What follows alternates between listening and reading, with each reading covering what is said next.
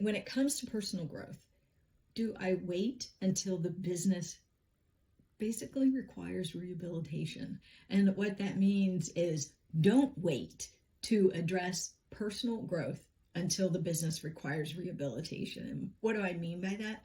Well, your business expands and grows as you do. So if your business stops growing, you have probably on purpose or unknowingly hit a growth ceiling yourself. And there are a few ways that you can actually stop growth. And one of them is you just let fear take over. You've decided you're afraid of growth. You're just not going to do it anymore. Another one is you decide that you're comfortable right where you are. You're comfortable with the stretches you've made. You're comfortable with the income, the clients, your day-to-day. So you just stay where you are. And that's great. That's fine. Until you decide you want to grow. Then you're going to need to get some of your own personal growth. Some people decide just out of arrogance that they don't need to grow anymore as a human. And I know that is really a sucky thing to say. And I hate saying it, but I think we all know somebody who's kind of gotten to that point and has just said, yeah. The bottom line is you never really stop growing. I mean, think about it. The universe is always throwing lessons at us. So unless we refuse to learn those lessons, to try new things, to up level through those learnings that the universe is sending us, we're going to continue to grow. So what we need to do is learn new strategies, learn new ways to be with your team, with your clients. Look at your boundaries differently. Look at marketing differently and leadership. All of those things, when you start to grow them to the next level, can really bring out a level of fear. And fear is a really insidious thing.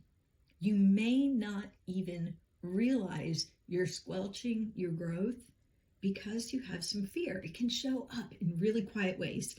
For one way, and I unfortunately have seen this happen with one of the leaders that I work with, she has a habit of checking in with her higher self, which is phenomenal. I recommend we all do that. Anytime you're looking at doing something new, just check in. How does it make your body feel? Does it make you feel expansive or contractive? And that works, and that's fantastic, unless there's a consistent pattern. Whenever we talked about a strategy or marketing or information that would force her to grow, that would ask her to step into a little higher level of leadership or visibility, whenever she checked in, her higher self always said it's not the right time. Well, that's a pattern. That's actually your fear coming through.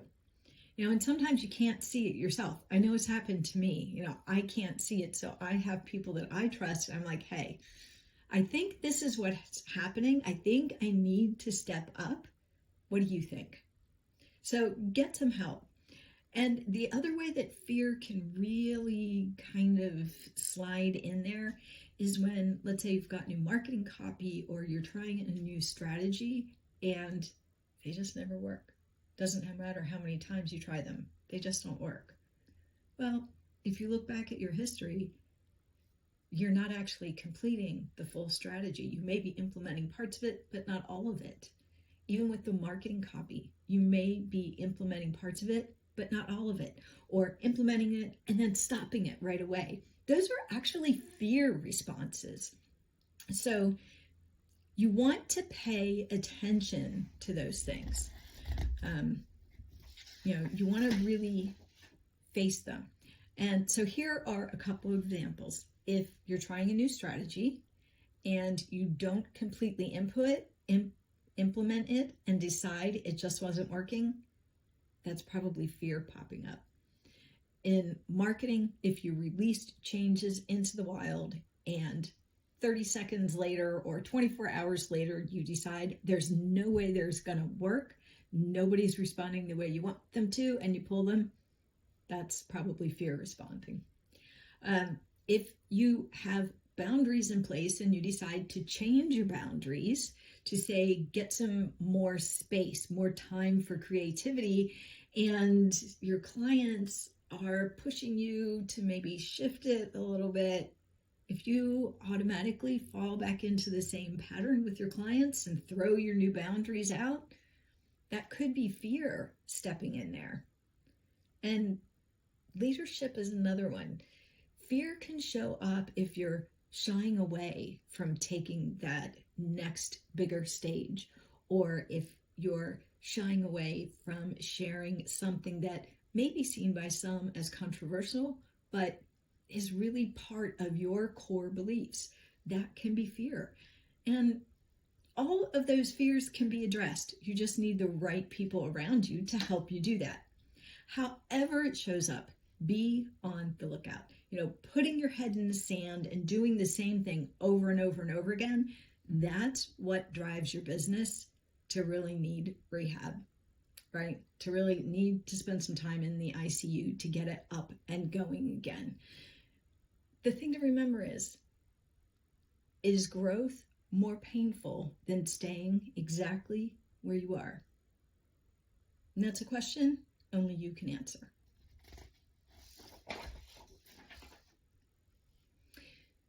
Business is personal. Ignore it and you'll feel the impacts.